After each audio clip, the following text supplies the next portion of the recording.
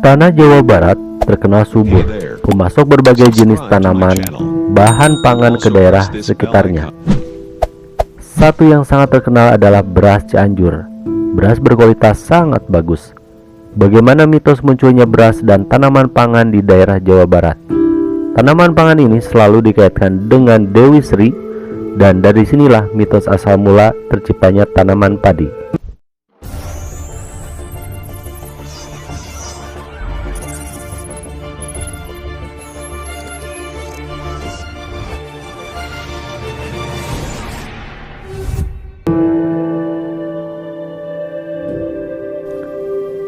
Dahulu kala di Kayangan, Batara Guru yang menjadi penguasa tertinggi kerajaan langit memerintah segenap dewa dan dewi untuk bergotong royong menyumbangkan tenaga untuk membangun istana baru di Kayangan.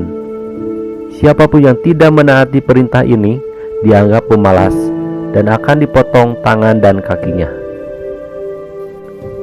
Mendengar titah Batara Guru, Anta Boga atau Anta, sang dewa ular sangat cemas. Betapa tidak, ia sama sekali tidak memiliki tangan dan kaki untuk bekerja. Jika harus dihukum pun, tinggal lehernya yang dapat dipotong, dan itu berarti kematian. Anta sangat ketakutan. Kemudian ia meminta nasihat Batara Nada, saudara Batara Guru, mengenai masalah yang dihadapinya. Tetapi sayang sekali, Batara Nada pun bingung dan tidak dapat menemukan cara untuk membantu sang Dewi Ular. Putus asa, Dewa Anta pun menangis terseduh-seduh, meratapi betapa buruk nasibnya. Akan tetapi ketika tetesan air mata Anta jatuh ke tanah, dengan ajaib 3 tetes air mata berubah menjadi mustika yang berkilau bagaikan permata. Butiran itu sesungguhnya adalah telur yang memiliki cangkang yang indah. Batara Nada menyerahkan agar butiran mustika itu dipersembahkan kepada Batara Guru sebagai bentuk permohonan agar dia memahami dan mengampuni kekurangannya yang tidak dapat ikut bekerja membangun istana. Dengan mengulum 3 butir telur mustika dalam mulutnya, Anta pun berangkat menuju istana Batara Guru. Di tengah perjalanan, Anta bertemu dengan seekor burung gagak yang kemudian menyapa Anta dan menanyakan kemana ia hendak pergi. Karena mulutnya penuh dengan berisi telur, Anta hanya diam tak dapat menjawab pertanyaan si burung gagak tersebut. Sang gagak mengira Anta sombong, sehingga ia amat tersinggung dan marah terhadap Anta. Burung gagak hitam itu pun menyerang Anta yang panik, ketakutan, dan kebingungan. Akibatnya sebutir telur mustika itu pecah. Anta segera bersembunyi di balik semak-semak menunggu gagak pergi. Tetapi sang gagak tetap menunggu hingga Anta keluar dari rumputan dan kembali mencakar Anta. Telur kedua pun pecah. Anta segera melata beriringan lari ketakutan menyelamatkan diri. Kini hanya tersisa 1 butir telur mustika yang selamat, utuh dan tidak pecah. Akhirnya Anta tiba di istana Batara Guru dan segera mempersembahkan telur mustika itu kepada sang penguasa Kayangan. Batara Guru dengan senang hati menerima persembahan mustika itu. Akan tetapi setelah mengetahui mustika itu adalah telur ajaib, Batara Guru memerintahkan agar Anta untuk mengerami telur itu hingga menetas. Setelah sekian lama Anta mengerami telur itu, maka telur itu pun menetas. Akan tetapi secara ajaib yang keluar dari telur itu adalah seorang bayi perempuan yang sangat cantik, lucu dan menggemaskan. Bayi perempuan itu segera diangkat anak oleh Batara Guru dan permaisurinya. Nyai Pohaci Sang Hyang Sri adalah nama yang diberikan kepada putri itu. Seiring waktu, Nyai Pohaci tumbuh menjadi seorang gadis yang cantik dan luar biasa. Seorang putri yang baik hati, lemah lembut, halus tutur kata, luhur budi bahasa, memikat semua insan.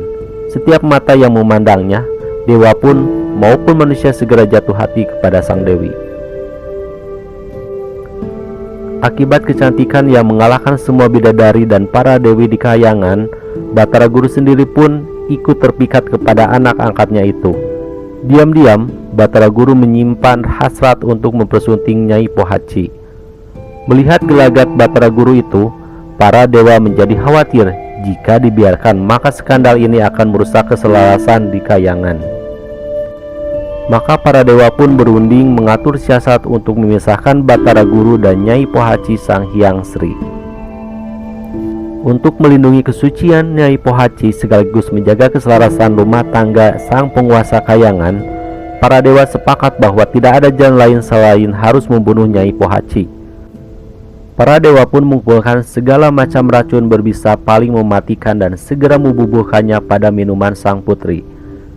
Nyai Pohaci segera mati keracunan. Para dewa pun panik dan ketakutan karena telah melakukan dosa besar membunuh gadis suci tak berdosa. Segera jenazah sang dewi pun dibawa turun ke bumi dan dikuburkan di tempat yang jauh dan tersembunyi. Lenyapnya Dewi Sri dari Kahyangan membuat Batara Guru, Anta, dan segenap dewata pun berduka. Akan tetapi sesuatu yang ajaib terjadi karena kesucian dan kebaikan budi sang dewi. Maka dari kuburan-kuburannya pun muncul beraneka ragam tumbuhan yang sangat berguna bagi umat manusia. Dari kepalanya muncul pohon kelapa, dari hidungnya, bibir, dan telinganya muncul berbagai tanaman rempah-rempahan wangi dan sayur mayur. Dari rambutnya tumbuh rerumputan dan berbagai jenis bunga yang sangat cantik dan harum. Dari payudaranya tumbuh buah-buahan yang ranum dan manis. Dari lengan dan tangannya tumbuh pohon jati, cendana, dan berbagai pohon kayu yang bermanfaat. Dari alat kelaminnya muncul pohon aren atau enau yang disadap nira manis. Dari pahanya tumbuh berbagai jenis tanaman bambu. Dari kakinya muncul berbagai tanaman umbi-umbian dan ketela. Akhirnya dari pusarnya muncul tanaman padi, bahan pangan yang paling berguna bagi manusia.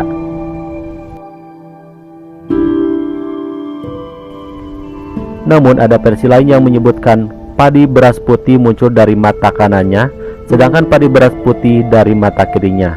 Singkatnya, semua tanaman berguna bagi manusia berasal dari tubuh Dewi Sri Pohaci.